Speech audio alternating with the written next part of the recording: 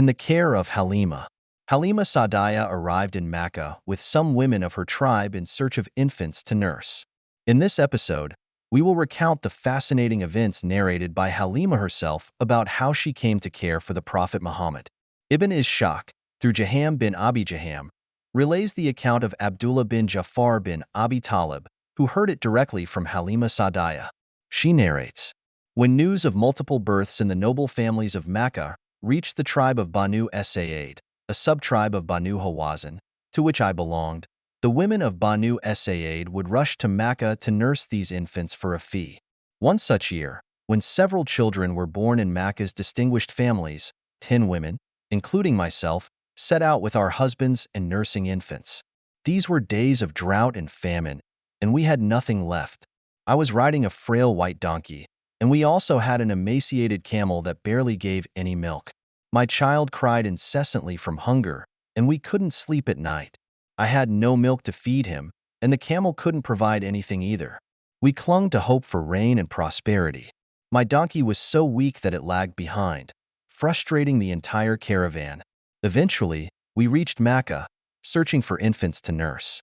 Every one of us was offered the Prophet Muhammad, but when we learned that he was an orphan, we all refused.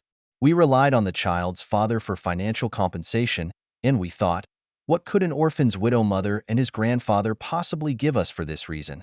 None of us wanted to take him.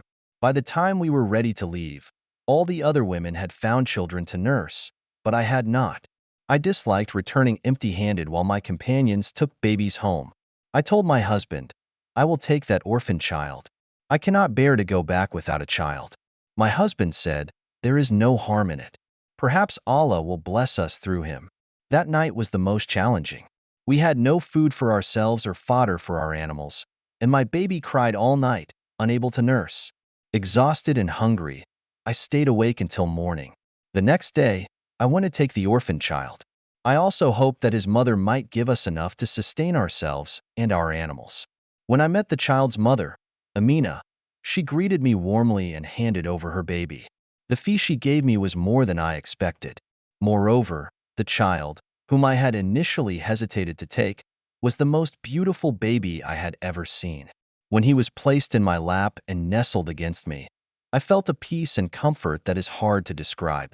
When I returned to my camp and nursed him, my breasts filled with milk, and he drank until he was full.